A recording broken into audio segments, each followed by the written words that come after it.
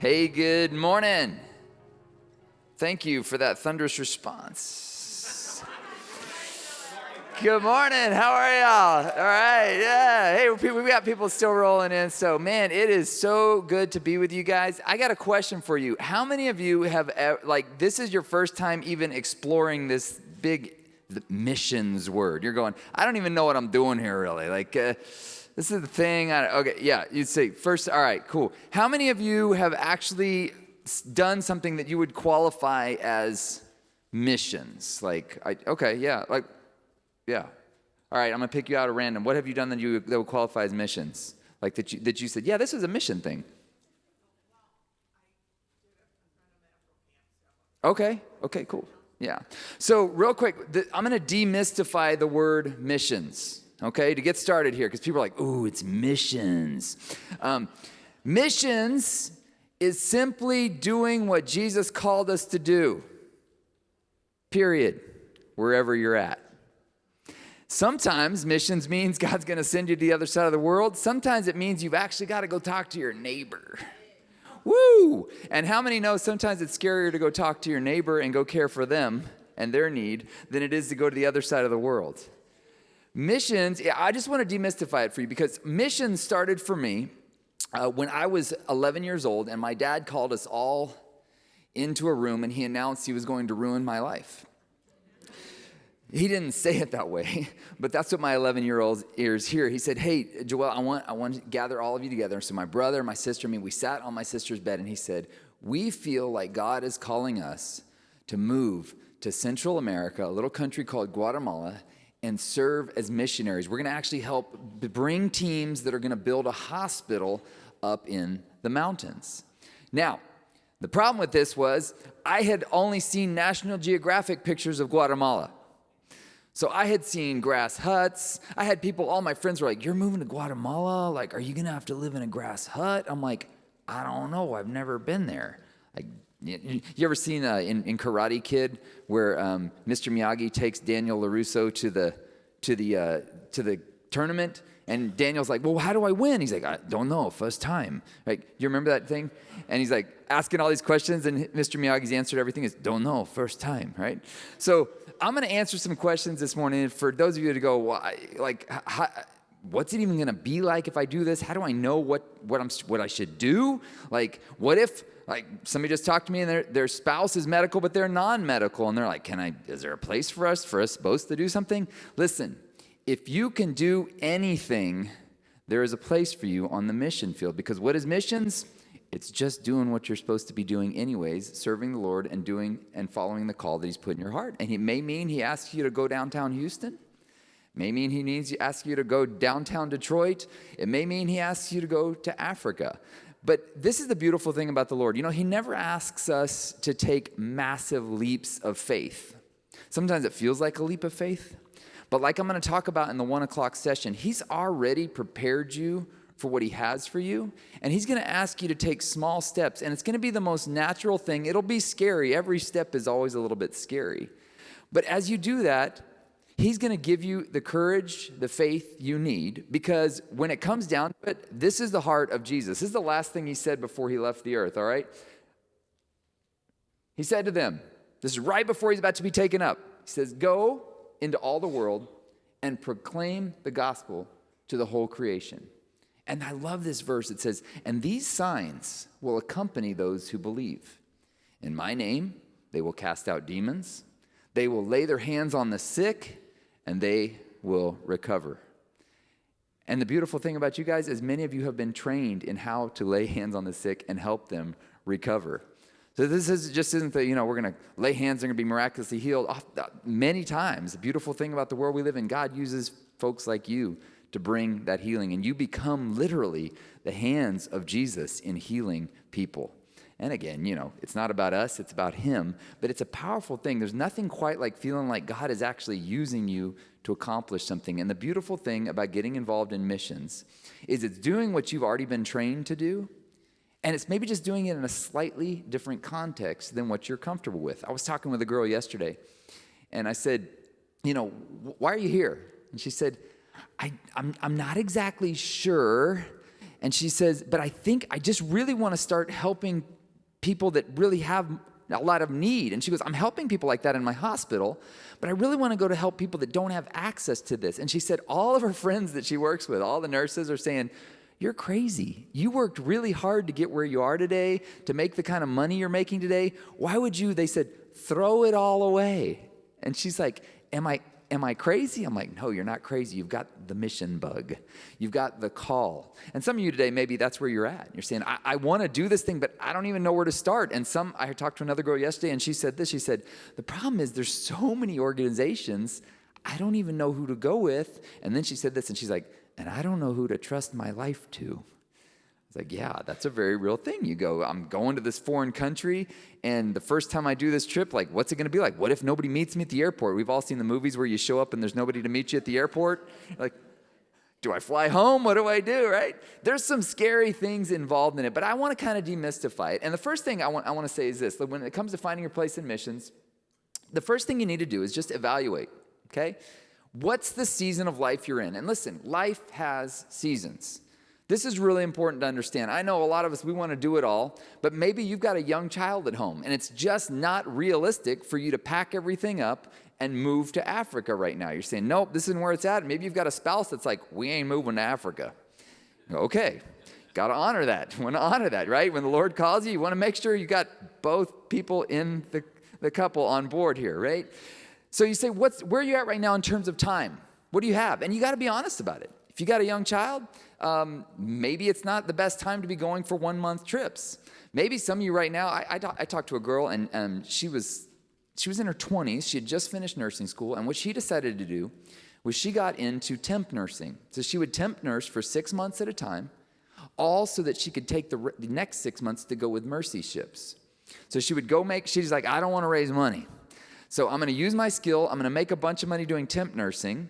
And she's like, I'm just going to live small. And she would work as many hours as she could. But it was all for the goal of taking 6 months out of the year. She would fly down and meet. At that time, the Mercy ship was in Honduras. And I met her in Guatemala. And she's like, yep, I'm working 6 months. And then I fly down and I meet the ship wherever it is. She's like, I've raised and saved my funds for the last 6 months, so I don't have to go raise money to live on the ship. And I thought, man, that's brilliant. So it was all with that focus. But she said, I know I'm not going to be able to do this forever. I'm young, I'm single, I'm free. I don't have a boyfriend, and I don't know. I think she kind of wanted me to be her boyfriend, but I was like, no, you gotta go serve the Lord, right?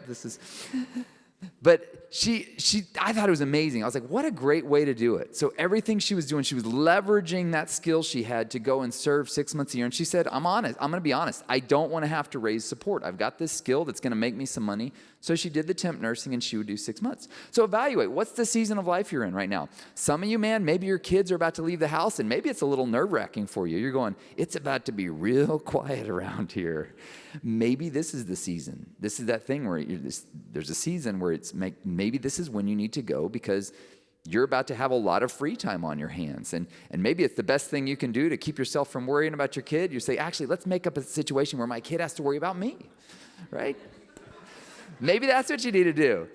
Figure out what you got to have in terms of time right now. Figure out in terms of the skill set you've got. And look, I was telling you last night about that. Man, Mary, she put together that packet. If you have not looked at that packet for nurses and the opportunities, she must have spent hundreds of hours preparing this thing.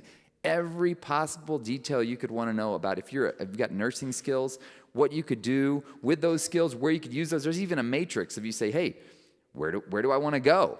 And there's a guy here, I want to tell you his story because he's doing a really unique thing. And Mike Navoli, where are you at, brother? Right here. He's right here. Mike, I love this guy's story because the first time I talked to him, the first time I met him, I said, how did you get into this? And he basically said, well, God used my selfish desires to get me into missions. I was like, explain, please? He said, man, our church, they had this short-term trip to Africa, and they had a safari tacked on the end. And he said, I wanted to go on a safari. So he's like, all right, well, this is my way I can serve the Lord and get a safari in, right? And he went on that safari, but more than that, he saw some needs in Africa just by getting on the ground there. And what I love about his story is God used just tiny, small steps to hook him in, right? And now Mike, I love what he does. You may have gone by his booth. He does this thing called the Clean Water Climb, and he raises hundreds of thousands of dollars a year to repair water wells around Africa. And he does it by taking people to climb Mount Kilimanjaro, kind of like Dr. Annie does. Climb Mount Kilimanjaro, and you raise funds along the way. And I've climbed Kilimanjaro. That is no joke. And what's even more impressive about it is Mike is not 45 anymore. How old are you now, brother? 72. And he climbs Kilimanjaro every year. But what I asked him about, I said, Mike, did you know what you were getting into? When you went on the safari? He said, I had no clue. He said, one thing led to the other. And I think that's one of the challenges when you get into missions. You start going, well, how do I even get into this thing called missions?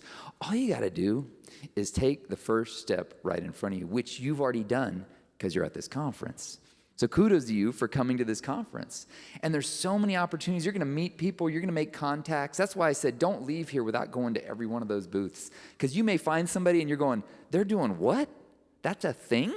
You can do that? And it may be the exact thing that God has prepared you already to do. And you thought, I didn't even think there was a place for somebody like me out there. And there is a place for you. And that's how you're going to find the place, though. So the first thing is evaluate. What's your time, your talent, financial situation? I loved how he was talking about in the previous session about how to raise funds. I think that's sometimes a hard thing for us. We go, well, I don't ever want to ask for money. And here's the one thing I'll say about raising funds. If you're doing something that is really benefiting others and you believe in what you're doing, why would you rob somebody of the opportunity who can't do what you're doing, but why would you rob somebody of the opportunity to give towards that thing that you're doing? Because it's not about you. It's about the person you're going to help on the other end. And some people may not be able to go right now, but they'd say, I'd love to buy your plane ticket to go. I remember one time my wife, we felt like we were supposed to go to China and smuggle Bibles into China, Bibles for pastors. She said, I really feel like I'm supposed to go. This was before we were married, and I really wanted her to go too because we were dating. But she said, but I don't think I have the funds to do this. And I said, Emily, listen, I've just seen over and over that one touch of God's favor can take care of everything in an instant. One stroke of a pen, one encounter. And I said, let's just pray that God provides. And we prayed. The next day, I was walking up the aisle of a church, and a lady grabbed me, sweet little Filipino lady, and she goes, hey, do you know anybody that wants to go to China but can't afford it? I'm like, as a matter of fact, I do. She said, I want to give towards that. I was like, well, how much? And she's like, well, how much is the plane ticket? I said, it's expensive. It's about $1,000. She's like, okay. Wrote out one check, handed it, and boom, like that, the airfare was taken care of. So I'm just going to touch that on finances. Don't let finances be a hindrance to you going, because where God guides, man, he always provides. And it's going to take a step of faith, may take a little bit of lowering your pride, and maybe some people are going to go, well, wait a second. Aren't you a nurse? Shouldn't you be able to fund this for yourself? Yeah, but it's really expensive, and I want to have some resources to help when I go. Nothing wrong with asking people to participate. And again, you don't have to twist their arm. You're just saying, hey, I know maybe you can't go right now. You'd love to, but would you like to be part of this mission? And people will give. It's amazing. God's people are so generous. So that's my little encouragement on that. First thing, you got to evaluate. Like, what's your situation? Be honest about it. I love this verse in 2 Corinthians. Paul says this. He says, each of you should give what you've decided in your heart to give, not reluctantly or under compulsion. For God loves a cheerful giver. And what this takes a lot of pressure off of me. You know, there's a verse that says, there is therefore now no condemnation for those who are in Christ. If you're feeling any kind of condemnation about anything other than sin that you've done, you feel like, I feel bad about that, that's guilt. There's no condemnation in Christ. So what he's saying is, I want you to serve and I want you to give what you can give. So you always ask, what can I give right now with a cheerful heart? And that's what opens the door to even giving more. And you say, right now, financially, we can't give more than this, but I can give this amount cheerfully. And I use this as a metric for everything. I'm like, okay, I'm always called to give. But there's no condemnation. So he's like, I feel like I can't, like Dr. Paul said last night, don't let the ability to not do everything keep you from doing something. You go, I can't give a lot right now, right? Maybe money's tight. Maybe you're trying to pay off medical school or nursing school or whatever it is. He said, I can't give a lot right now, but I'm called to give. So how much can I give? And maybe it's $10 a month. But there's a verse that Jesus says, he says, where your treasure is, there your heart will be also. And maybe you're saying, I want to have more heart for missions. The quickest way to do that is start giving your treasure towards that. And then God builds it little by little. So You don't need to feel any guilt about where you're at right now. I can't give as much as I'd like, but I would encourage you, man, start to be generous in your area of your time, money, and energy, and give, not reluctantly or under compulsion, but cheerfully. What can you give? Second point is this: explore. Hey, what are the options? This is the beautiful thing about this conference. You're going to see all the amazing options that are available out there. Like I said, you're going to see things you didn't even know were a thing, and you're going to go, wow, I can do that. Sometimes right now, maybe the place you need to start is just in your own backyard. Maybe you're saying, I can't be gone, but I could give a Saturday a month to serve over at this special place. There's a place here called Casa Buen Samaritano here in Houston that they do medical care for people. And it's an amazing ministry. And maybe the best thing you can do, you say, I'm going to give them one Saturday or 2 Saturdays a month, and maybe incorporate your family into it. I've had people that say, man, I can't leave my family, but I could take my family with me. And they take their whole family across the ocean for a mission trip to Africa or to Indonesia or whatever it is. There's nothing wrong with taking your family, and there's organizations that will actually accommodate that, where you can bring your family. And can you imagine what it could do for your family to get on a mission together and instill that vision within your kids early on and the passion for that? I mean, when you get in line with God's heart, amazing things are going to happen. And his heart is to reach the nations and reach those who are hurting. So why not bring your whole family along on it? And don't make it just your thing. Make it your whole family's thing. Explore the options, short-term or long-term. Again, like Mike got started with what he's doing, raising loads of money for missions. He got started on a short-term trip. In fact, there's a statistic. I don't know what the statistic is lately, but for a while it was like 8 out of 10 people on the mission field, international mission field, started with a short-term trip. And look, there's all sorts of people that, like, if you look at the logistics and numbers of it, people are like, well, wouldn't it be better for me to just send the money over to Africa and help? And I love what you said yesterday, Annie. You said, they could have just said, well, the cost of my medical school, they could have just sent it over there, but instead they invested it, and look what it's creating long-term. There is... a picture's worth 1,000 words, but an experience is worth 1,000 pictures. And there's some things that you just can't understand until you see it with your own eyes. And here's the beautiful thing about it. I'm concerned about money all the time, but God is not. He's not. In fact, sometimes I'm like, God, that's a very bad use of money. Like, you should trust me to show you how to use that money. And he's like, no, I'm going to show you how to use the money. And sometimes I feel like he's not being very good with money. But when you own the cattle on 1,000 hills, resources and limits aren't a problem for you. And sometimes he'll do things and you go, man, maybe it would have been better for me to just send the money over there. But you having a firsthand experience, there is nothing like it. And there's all sorts of arguments about the value of short-term missions. Listen, there's all sorts of dysfunction that happens in short-term missions, but I still think it's one of the best things going. Because when you get over there and you see it and you experience and you smell the smells and you see the things, there's nothing like it that compares to that. And it can light something in you, and a fire in you, and when you come home, you've got a message to share with those around you of what you've seen. So consider that, explore. Then the final thing is this. I would encourage you, experiment. Try all sorts of things. I have found that finding your calling is more about discovery than decision. What I mean by this is, oftentimes, there's a verse I love. It says, delight yourself in the Lord, and he will give you the desires of your heart. But here's the wild thing about most of us. Most of us don't really know what we want. We know what we don't want. I've found so many people, I work with them in coaching and counseling, and I say, so what do you want? And they say, well, this or that. And then I'm like, well, that's what you don't want. But you can run away from something in any direction. You can only run towards something in one direction.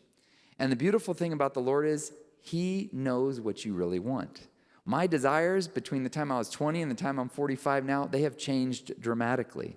All sorts of new things that I realized, oh, this is really important. I actually want this. Your desires will change all the time. And I think this is why Jesus said this. He said, listen, I know you're worried about what you're going to eat, what you're going to wear, where you're going to live, but I'm telling you this. Seek first the kingdom of God, Matthew 6:33, and his righteousness, and all those things you're worried about, he'll take care of them. He will actually give you what your heart actually desires, because our desires change all the time.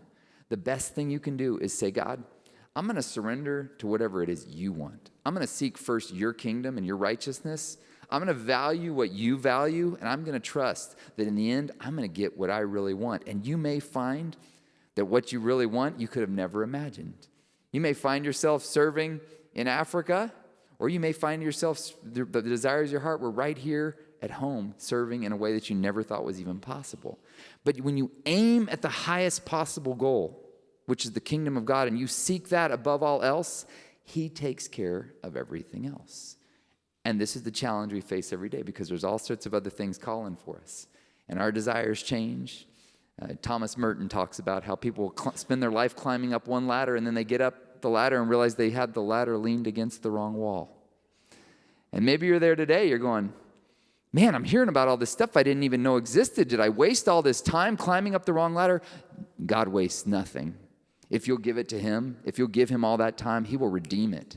And he can use everything that's happened to you, everything that he's prepared you. You've been prepared, and all that time, here's the really cool thing about it. Sometimes he'll even use your selfish motives to accomplish his purposes. And you go, wow, I was really selfish back there. And the Lord's like, yeah. My mentor used to tell me this. He said, Joel, God has already calculated your stupidity into the plan. And I was like, thank God for that, because I've gone after some stupid things. But he still he calculated in the plan. He's just that big. When you've got all power, nothing can stop you. Even Joel's stupidity can't get in the way. And he can direct me right to where he wants me to get. And I believe that is what he has for you. As you're seeking first his kingdom, his righteousness, he's going to put you right where you want to be. And this is what it's going to, all he's asking of you is courage. Because it's going to require some courage. But you're already prepared. You're prepared for what's ahead. I'm going to talk about that in the 1 o'clock session. That's my encouragement for you guys, man, those 3 things. Evaluate where you're at. What can you do right now? What was the other one? Experiment? Yes. Explore. Yeah. I'm not one to normally make them all with ease, but I'm like, oh, these all start with the same letter. This works. It's a good message, right? And then explore. What are the possibilities? And I would encourage you, listen, I'm going to throw down a challenge.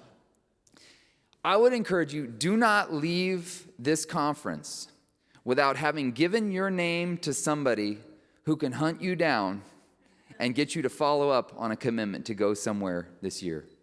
All right? Cool. Questions and hopefully maybe answers, possibly, but you can ask questions and maybe I'll have an answer for you.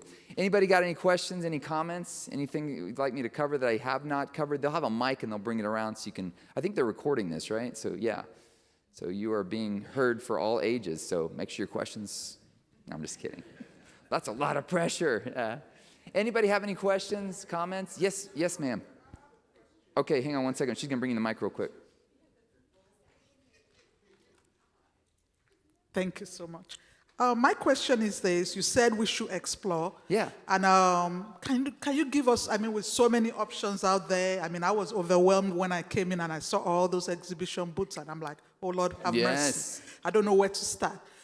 Can you give us some practical tips in terms of exploring what do you want to do? Start there. What do you want to do? What do I want to do? I want to serve. Okay. I have the heart and passion for women. There you go. Because I believe that if you serve women, you pretty much, how will I say it? Help women, you help the world. Yes. That's my philosophy. So I want to help women. I want to get them out of poverty because I know that if you get them out of poverty, you can improve their overall wealth. Do you believe in providence? Do you believe God puts you right where you need to be? I know. Do you know who you're sitting next to? Is that? Wow. She's sitting next to Dr. Annie Allen. Wow. One of the women who's changing the world for women. Wow.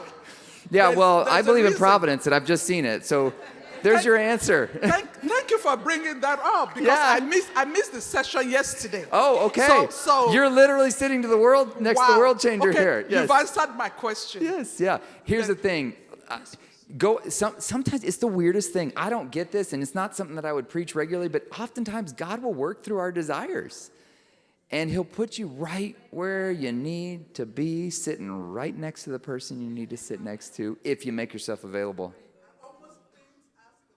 That was a beautiful question. Yeah, I'm glad you asked. Yeah. Anybody else? I don't know if I can pull off that smooth of a thing on the next one, but...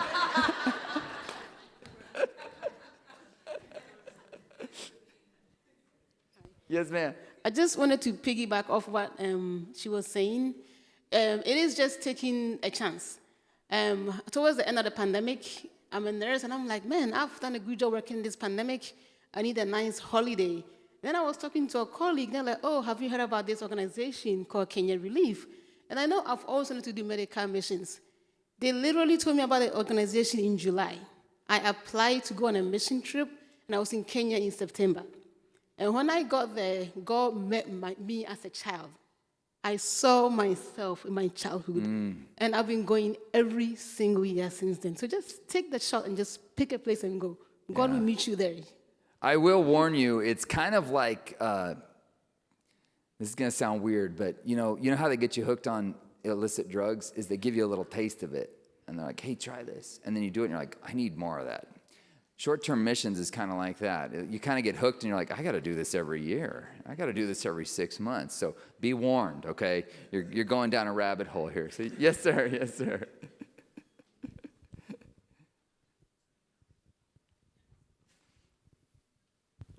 Yeah, I'm going to take it off from be warned.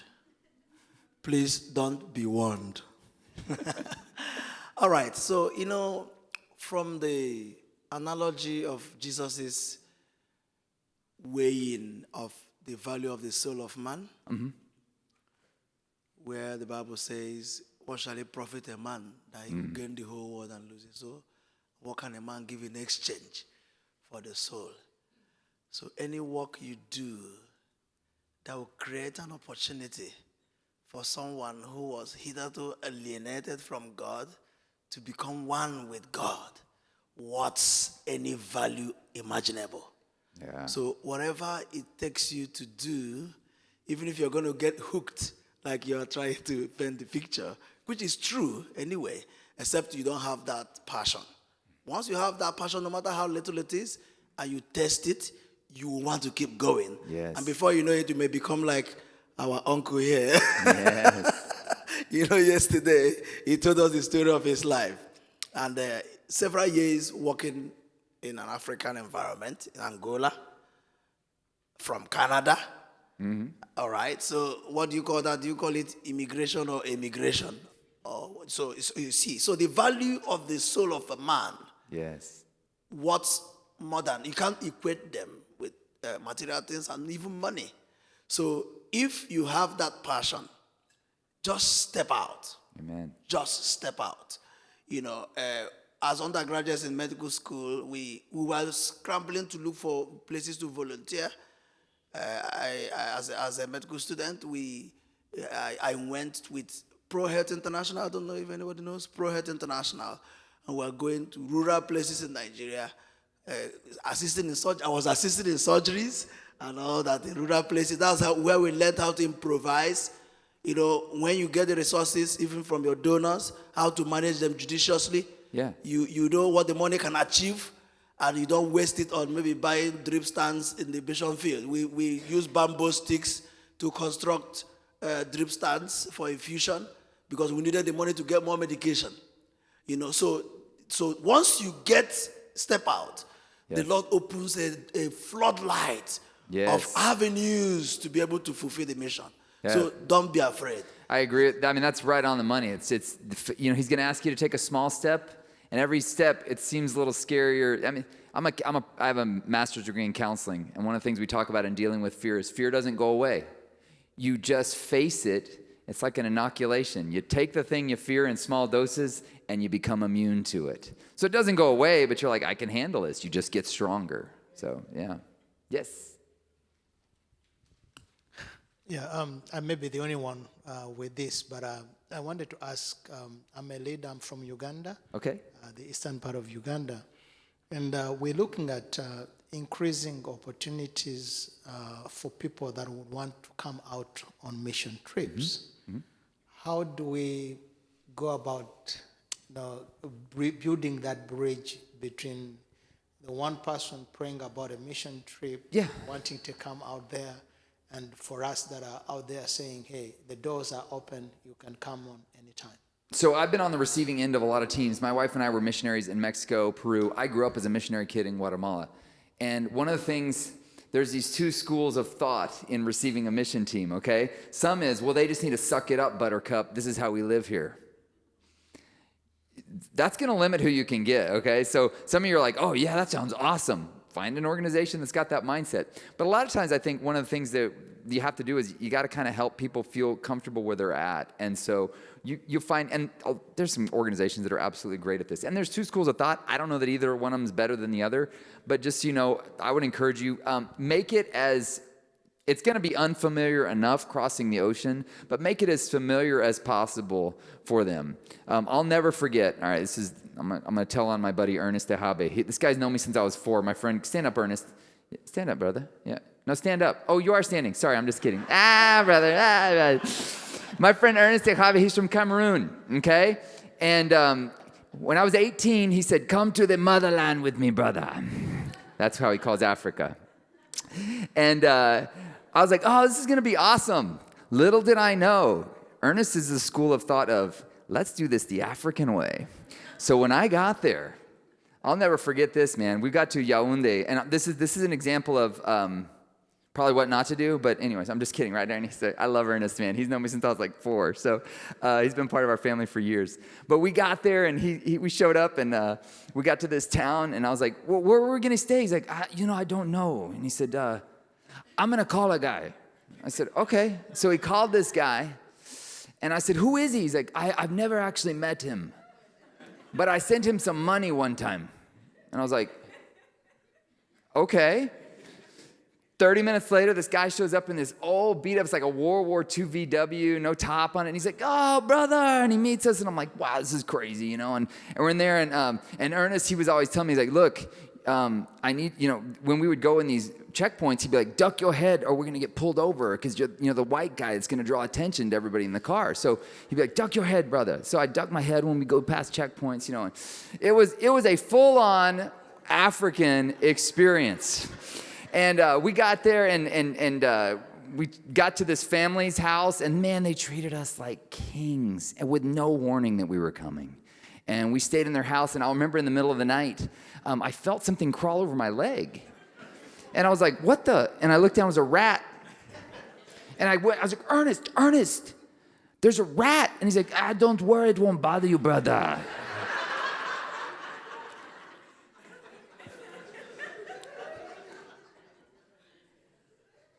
Ernest has really improved the experience since then. But have you learned this true? Is this true, brother? Like when people come, you want to make it a fairly familiar place for them. Like you want to have, as best as you can, provide a place that feels they've got a comfortable bed. I've found when I'm leading outdoor adventures, if people are well fed and know where they're going to sleep, man, they can endure a lot. So when you bring a team like that, it's really important to say, man, we know it's a scary thing what you're doing, but we guarantee this, you're going to be well fed, which, man, Africans are good at feeding you well, that's for sure, yeah.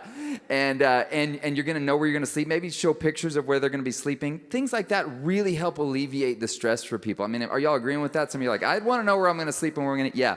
That's some tips. And honestly, Brother Ernest, he's gotten really good at this. So he brings a ton of teams. So I would check with him. He's right over here. I'll have him come up to the front because you can't see him when he's standing. But I'm just kidding. I'm just kidding. He's the only guy I can mess with like that. So any other questions? Yes.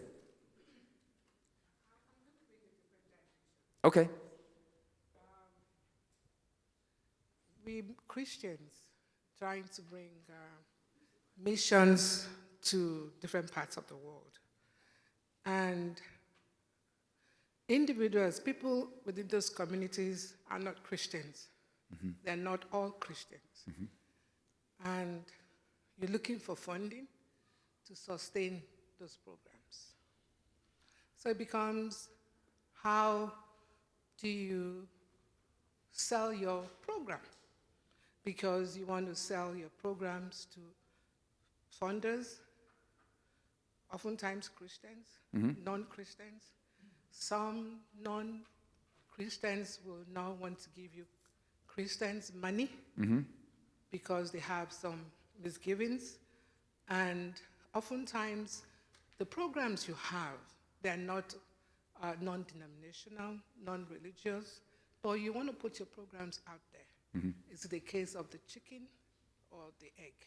Which one comes first in funding missions, mm-hmm. funding programs within the community, either through how to sustain those programs because you need funding to do that in Africa? Yeah. So I'll address that because I've traveled in like 90 countries. Like I said, I've grown up doing missions. And one of the things I've seen is short-term teams are a big pain in the tail end. But the organizations I've seen that are the best funded bring a lot of short-term teams. Because, again, it's that thing of when somebody's experienced it themselves and seen it. I mean, you've probably seen this, Mike. Once somebody's gone and helped repair a well in a village and said, these people were drinking from 10 miles away from really polluted water, but now they've got water right in their village, and they see that firsthand, they go home and they share the message. So as much of a challenge as short-term teams can be for those on the receiving end, which I've been on the receiving end of many short-term teams, I've seen many of the best funded ones are the people that bring teams in and allow them to get involved. Because again, a picture is worth 1,000 words, but an experience is worth 1,000 pictures. So that would be my advice to you: is just as many people as you can get to actually come and see it on the ground, what you're doing. And there's the classic stuff: get a website, do a lot of social media stuff. But that's the best thing, is I think get people that have actually seen it firsthand. So yeah. Any other questions? We've got probably 5 minutes left. Yes. Yeah, 5 minutes left. It's not a question, actually. We do 2 mission trips a year. Okay, one in June is coming up, and one in September. And when people say, oh, I'm scared, to go on your trip, what I always say is choose faith, not fear. Yes, that's good. And yeah, that's really good. Now, when you say we, who is we? We, okay. I'm actually the founder. I'm actually the founder of Friends of Samburu, Kenya. So Okay. I want to talk to this guy here, David. Okay. But we're helping the Samburu tribe in north central Kenya. Okay. Cool. So that's the we. Cool, yeah. Yeah. All right, so you've already drunk the Kool-Aid. So if you want somebody that's drunk the Kool-Aid, right here. She's right here. All right. Yes. Any other questions? All right. Well, thanks so much.